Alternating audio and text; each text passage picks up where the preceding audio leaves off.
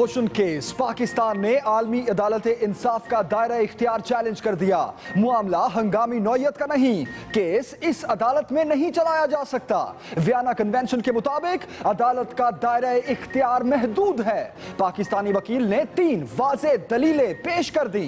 भारतीय दरखास्त खारिज करने की दरखास्त।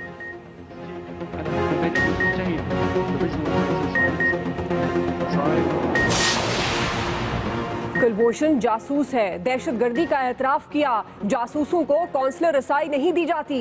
पाकिस्तान ने ठोस शवाहिद भारत को दिए। भारत ने कोई एक सबूत भी अदालत में जमा नहीं करवाया। जाली पासपोर्ट पर भी रद्द अमल नहीं दिया। भारतीय मौक़िफ़ में तज़ाद और गलत बयानी है। अदालत को गुमराह करने की कोशिश की जा रही है। पाकिस्तान के वकील खावर कुरैशी के दलाइल। 1999 में भारत ने पाकिस्तानी हुदूद में पाकिस्तानी तैयारा मार गिराया था। पाकिस्तान मामला आलमी अदालत-ए-इंसाफ लाया। भारत ने 2 तरफा मामला करार देकर अदालत का दायरा इख्तियार चैलेंज किया, जिसे कबूल किया गया। कुलभूषण का केस भी 2 तरफा मामला है। अदालत मुदाखलत नहीं कर सकती, पाकिस्तान का ठोस मौक़िफ़। अदालत ने फैसला महफूज कर लिया।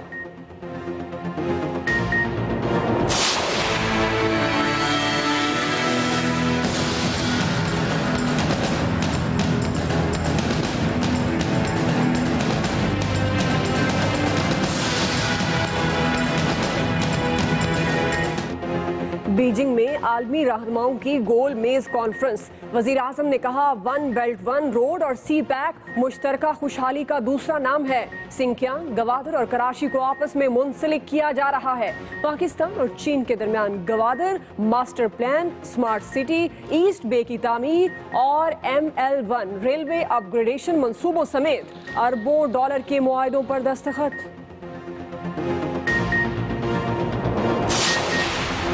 कॉन्फ्रेंस में शिरकत के बाद नवाज शरीफ ने मुखालिफिन की खबर ली।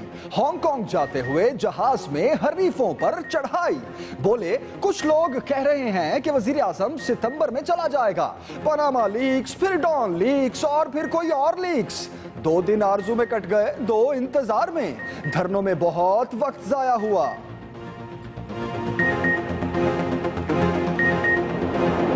ये मत देखो कि हमारी सीटें कितनी हैं, ये देखो कि अब आके हम कितनी सीटें निकाल सकते हैं। इस दफा मैं भी, बिलावल भी, आसिफा भी, हम सब मैदान में होंगे और पाकिस्तान पीपुल्स पार्टी आपको हुकूमत बना के दिखाएगी और पाकिस्तान लेके दिखाएगी।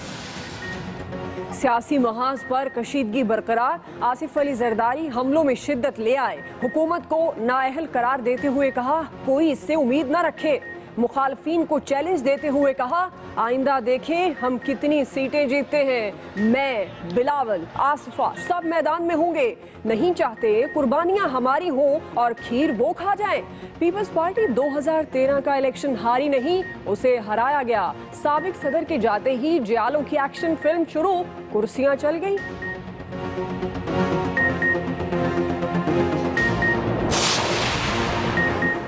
कौमी असम्बली का पारा भी चढ़ा रहा। फजलुर रहमान ने फाटा इस्लाहात से मुतालिक हुकूमती बिल मुस्तरद कर दिया। फाटा अरकान के पार्लिमानी लीडर से शदीद झड़प। कौन है माई का लाल जो फाटा के अवाम का सौदा करे। JUIFA के सरबरा के लहजे में तलखी। शाहजी गुल आफरीदी भी गुस्से में आ गए। सीने पर हाथ मारकर जवाब दिया कि फाटा के अवाम की बात मैं करूंगा। मैं तलाशी दूंगा तो अब तलाशी दो ना। हमने तो अपने 3 नस्लों की तलाशी दी और अल्लाह ने फजलो करम से सुरखरू है। इसका बाप नियाजी करप्शन के जिसके ऊपर चार्जेस थे और उसको कन्विक्ट किया गया उस वक्त की अदालतों में, तो ये चोर का बच्चा है। आबिद शेर अली ने हरीफों पर लफ्जी करंट छोड़ दिया। आसिफ अली जरदारी, इमरान खान और शेख रशीद के खिलाफ सख्त अल्फाज का इस्तेमाल। लगे हाथ परवेज इलाही से भी हिसाब चुकता करते हुए उन्हें करप्शन का सरताज कहा। उनकी स्पेन और फ्रांस में जायदादें कहां से आई। आइंदा इलेक्शन में सिंध और खैबर पख्तूनख्वा में लुटेरों से छुटकारा दिलाएंगे। 7 से 8 लाख पीएसपी के मिलियन मार्च पर ताकत का इस्तेमाल। मुस्तफा कमाल ने पुलिस एक्शन को आमराना इकदाम करार देते हुए कहा कि मुतालबात से किसी सूरत पीछे नहीं हटेंगे। कल अहम इजलास तलब। गिरफ्तार किए गए कारकुन रात गए रिहा। एमक्यूएम ने शेलिंग की मजम्मत करते हुए लफ्जी शेलिंग कर दी। ख्वाजा इजहार कहते हैं कि मिलियन मार्च 90 रोज से डर गया।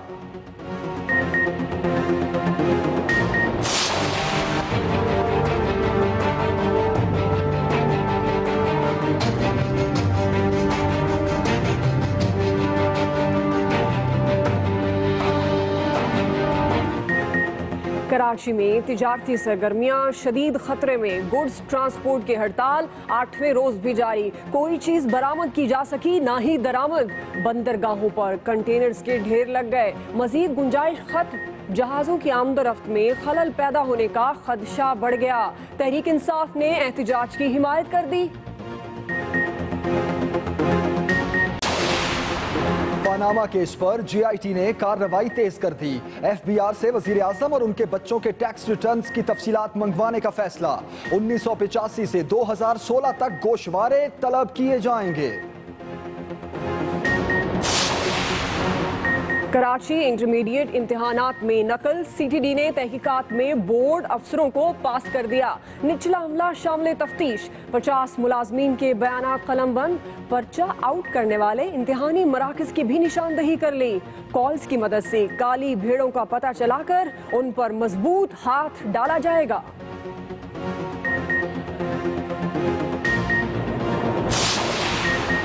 सूजी के जाने से चिड़िया घर सूना पड़ा तो इंतजामिया ने फौरी नया हाथी खरीदने की मंजूरी दे दी। एक्सरे मशीन, क्रेन और लिफ्टर खरीदने का भी फैसला। तहकीकाती कमेटी की इब्तदाई रिपोर्ट के मुताबिक सूजी तबई मौत मरी। खुराक और इलाज मुआवजा भी दुरुस्त पाया गया।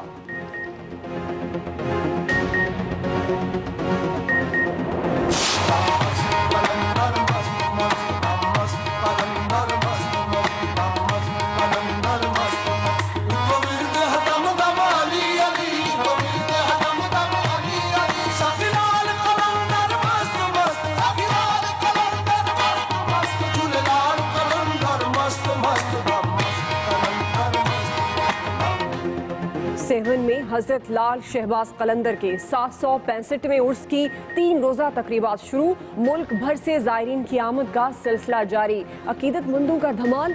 सिक्योरिटी के सख्त इंतजामात। ड्रोन के जरिए इलाके की फिजाई निगरानी।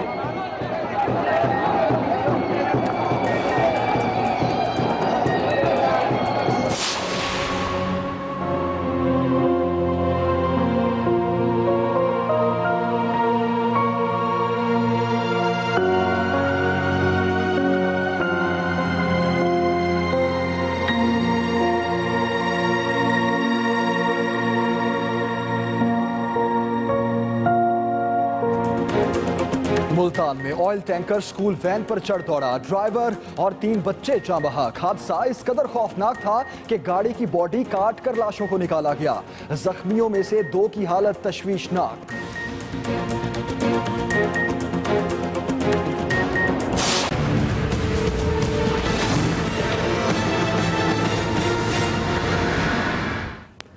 बुलेटिन का आगाज बड़ी खबर से। कुलभूषण केस। पाकिस्तान ने आलमी अदालत इंसाफ का दायरा इख्तियार चैलेंज कर दिया।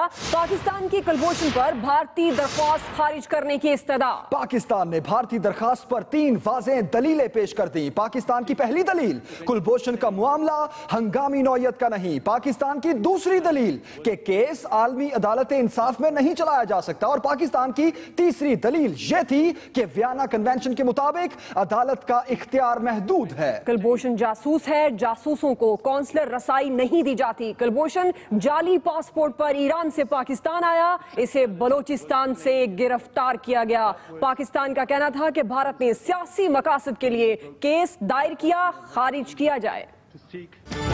Court is not a criminal court of appeal. This court does not exercise criminal appellate jurisdiction.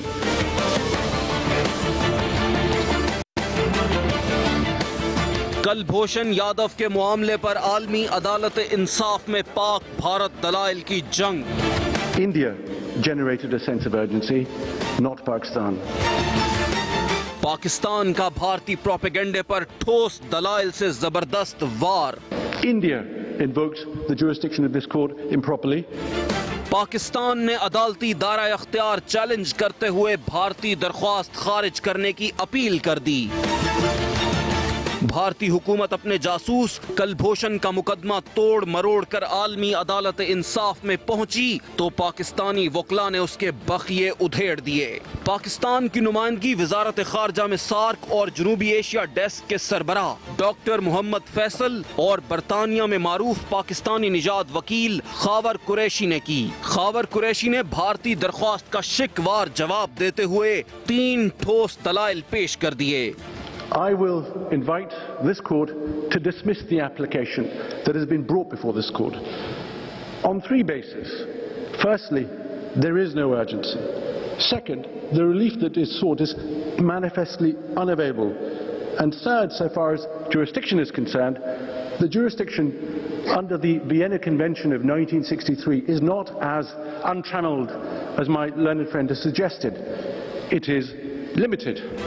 Khawar Qureshi ने बताया, भारतीय जासूस को सजाए मौत कानून के मुताबिक सुनाई गई। खामियों से भरी भारतीय दरख्वास्त मुस्तरद की जाए।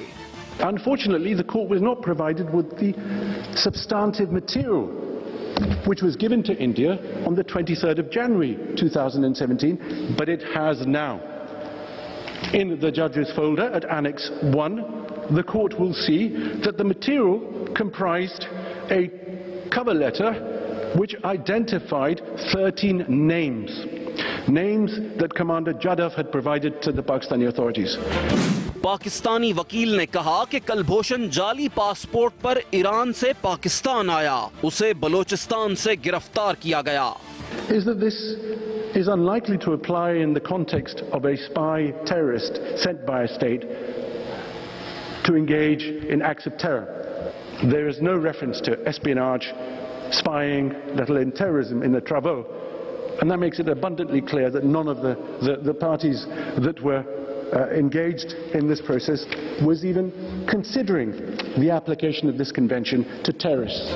खावर कुरैशी ने कहा, भारत की जानिब से कलभूषण केस सियासी मकासद के लिए उछाला जा रहा है और सियासी मुकदमात के लिए ये अदालत नहीं बनाई गई, इसलिए भारतीय दरख्वास्त खारिज की जाए। इसी मुतालिक एक और बड़ी खबर, आलमी अदालत इंसाफ में भारत की दोगली पॉलिसी का पर्दाचाक। भारत ने 2 तरफा मामलात में कभी आलमी अदालत इंसाफ के किरदार को तस्लीम नहीं किया। भारतीय मौक़िफ़ में तज़ाद और गलत बयानी है। आलमी अदालत इंसाफ में भारत की दोगली पॉलिसी का पर्दाचाक। आपको अपडेट करें, भारत ने 2 तरफा मामलात में कभी आलमी अदालत का किरदार तस्लीम नहीं किया। भारतीय मौक़िफ़ में तज़ाद और गलत बयानी है। अदालत को गुमराह करने की कोशिश की जा रही है। भारतीय मीडिया ने आलमी अदालत के खत को भी गलत तौर पर पेश किया। आलमी अदालत इंसाफ ने पाकिस्तान और भारत के दलाइल पर फैसला महफूज कर लिया।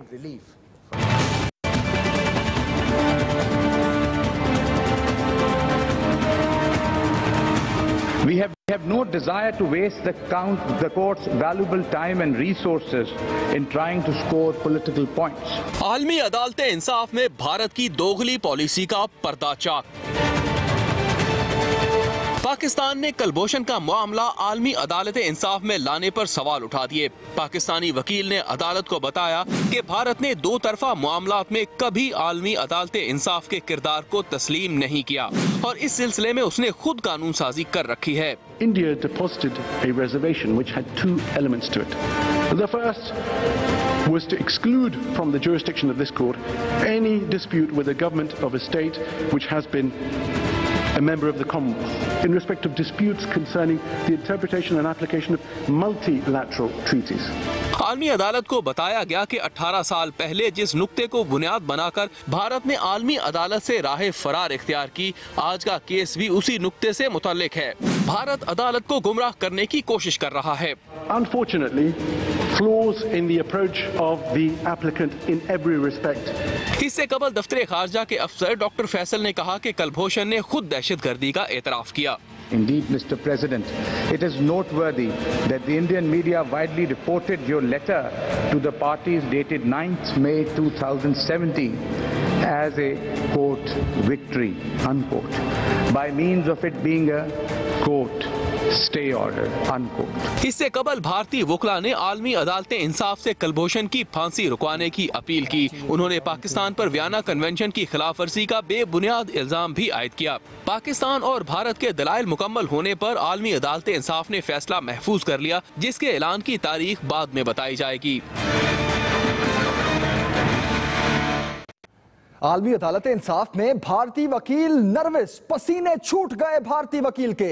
भारतीय वकील बार बार रुमाल निकालकर चेहरा साफ करते नजर आए। आलमी अदालत इंसाफ में भारतीय वकील नर्वस नजर आया, पसीने छूटते रहे भारतीय वकील के, बार बार रुमाल निकालकर अपना चेहरा साफ करते रहे। ये भारतीय वकील की हालत आप देख सकते हैं आलमी अदालत इंसाफ में, जहां साहब कुछ नर्वस नजर आए, पसीने छूटते रहे और बार बार रुमाल निकालकर चेहरा साफ करते रहे। जासूस कुलभूषण जाधव के मामले पर भारत का आलमी अदालत से रुजू करने का फैसला इसके अपने बनाए गए बरसों पुराने कानून के बरक्स हैं। माजी में भारतीय पार्लियामेंट ने आलमी अदालत इंसाफ से रुजू करने के अमल पर सख्त कवानीन लागू किए थे।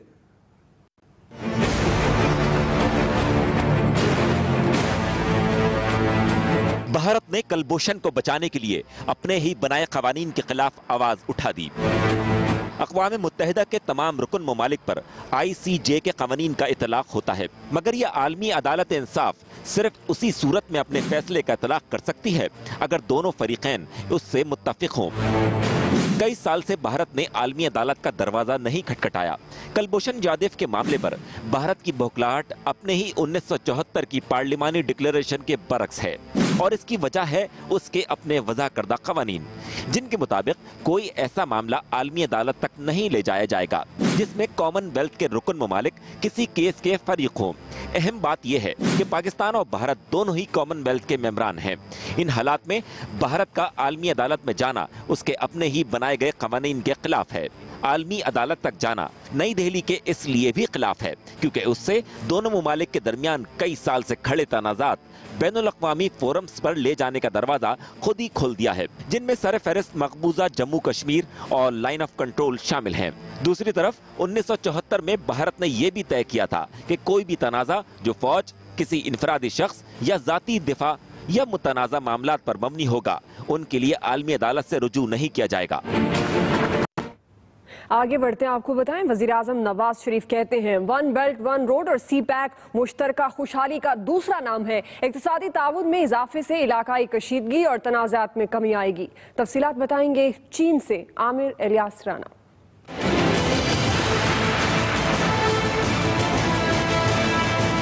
बीजिंग में one belt one road forum के दूसरे रोज भी वज़ीर-ए-आज़म नवाज शरीफ ने आलमी रहनुमाओं की गोलमेज कॉन्फ्रेंस के दोनों सेशन से खिताब किया।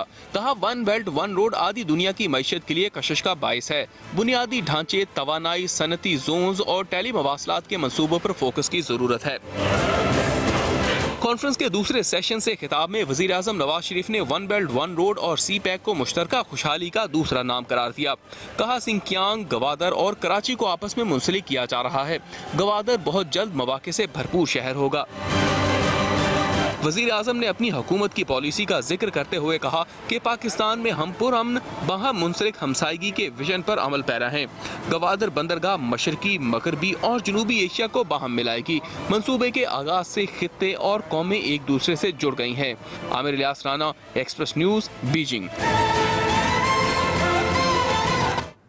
बीजिंग में बेल्ट एंड रोड फोरम की गोलमेज कॉन्फ्रेंस के मौके पर पाकिस्तान और चीन ने Gwadar master plan, smart city east bay की तामीर और ML1 रेलवे अपग्रेडेशन मंसूबों के मुआहदों पर भी दस्तखत कर दिए। मुआहदों की तफसील बताएंगे आमिर इलियास राना।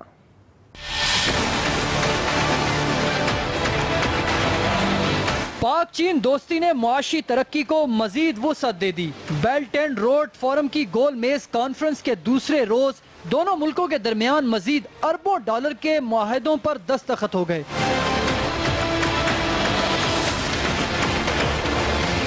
पाकिस्तान के नए मुआशी हब गवादर की तरक्की से मुतालिक दो इंतहाई अहम मुआहदों गवादर ईस्ट बे और master plan Gwadar smart city की तामीर पर दस्तखत हुए। GDA के चेयरमैन वजीर आला बलोचिस्तान सनाउल्लाह ज़ाहरी और सेक्रेटरी शहरियार ने मुआहदों पर दस्तखत किए। गवादर ईस्ट बे की 6 रोया शाहराह के साथ साथ रेलवे ट्रैक भी तामीर होगा।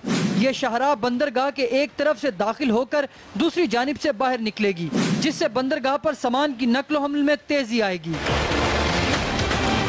मुआहदों पर दस्तखत के बाद वजीर आला बलोचिस्तान सनाउल्लाह ज़ाहरी ने एक्सप्रेस न्यूज़ को बताया, पाकिस्तान में सरमायाकारी की नई फिजा कायम हो रही है। Gwadar master plan, smart city और ईस्ट बे की तामीर से सूबे और मुल्क में तरक्की की नई राहें खुलेंगी। दूसरी जानिब पाकिस्तान और चीन के रेलवे के दरमियान ML1 की अपग्रेडेशन और कमर्शियल डिज़ाइन के मुआहदों पर भी दस्तखत हुए। इस मौका पर पाकिस्तान की जानिब से वजीर रेलवे साद रफीक और चीन के वजीर ट्रांसपोर्ट ली याओ पिंग ने अपने वफूद की क़यादत की। Aamir Ilyas Rana, express news, Beijing. बड़ी खबर देंगे आपको। वजीर आजम नवाज शरीफ मुखालिफिन पर खूब गरजे और बरसे। मुखालिफिन पनामा लीक्स, न्यूज लीक्स, फिर कहेंगे कोई और लीक्स, इनसे कुछ नहीं होता। CPAC से अमेरिका के साथ ताल्लुकात में तवाजुन खराब नहीं होगा, ये कहना था वजीर आजम का। उन्होंने कहा कि CPAC से अमेरिका से ताल्लुकात में तवाजुन खराब नहीं होगा, ये कहना था नवाज शरीफ का। उन्होंने ये भी कहा कि मुल्क में 2000 अरब के इंफ्रास्ट्रक्चर पर काम हो रहा है। पेशावर में पीपल्स पार्टी के शरीक चेयरमैन आसिफ अली जरदारी का वर्कर्स कन्वेंशन से खिताब। कहते हैं कि अगले इलेक्शन में बिलावल भुट्टो जरदारी और आसिफा भुट्टो सब मैदान में होंगे। वो और बिलावल भुट्टो जरदारी पार्लियामेंट में जाएंगे। दोनों में से वजीर आजम कौन बनेगा, अब ये है सवाल, ये उस वक्त देखेंगे।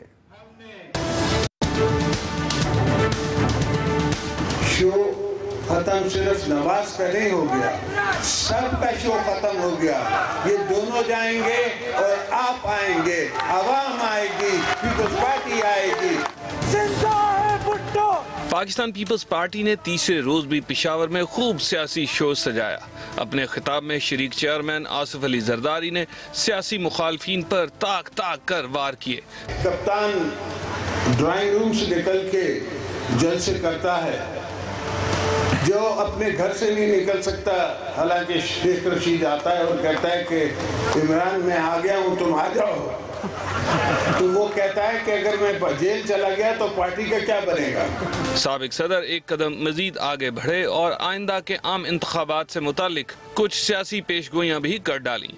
कागजी शेर ये बाहर बैठे थे तो इनने कितनी सीटें ले ली थी, इनने भी इतनी सीटें ली थी।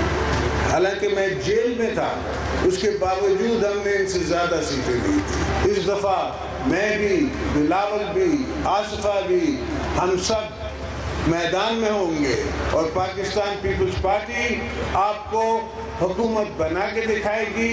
आसिफ अली जरदारी ने इसके बाद वर्कर्स कन्वेंशन से खिताब करते हुए इल्जाम आयद किया कि पीपल्स पार्टी आम इंतखाबात में हारी नहीं बल्कि इसे हराया गया था। 5 साल में हमें इतना एक्सपीरियंस हुआ है और वो एक्सपीरियंस मुझे कहता है मैं और बिलावल खुद पार्लियामेंट में जाएंगे, फिर उस वक्त देखेंगे कि कौन प्राइम मिनिस्टर बनता है, क्या हम बिलावल को बनाएंगे या फिर हम खुद बनेंगे। आसिफ अली जरदारी ने मजीद ये भी कहा कि CPAC का मंसूबा इस्लामाबाद के लिए नहीं फाटा के लिए बनाया गया था। अमीर जमात इस्लामी सिराजुल हक कहते हैं कि सारी दुनिया में फैसले हो गए, हम JIT में फंस गए, सबका एहतसाब होना चाहिए।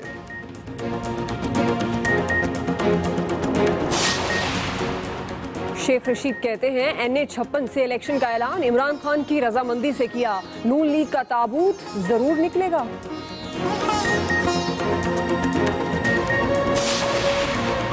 और कश्मीर में जो कुछ हो रहा है गलत हो रहा है। बॉलीवुड स्टार हुमा कुरैशी भी भारतीय मसालिम पर फट पड़ी, कहती हैं सबको मिलकर मसले का हल निकालना चाहिए।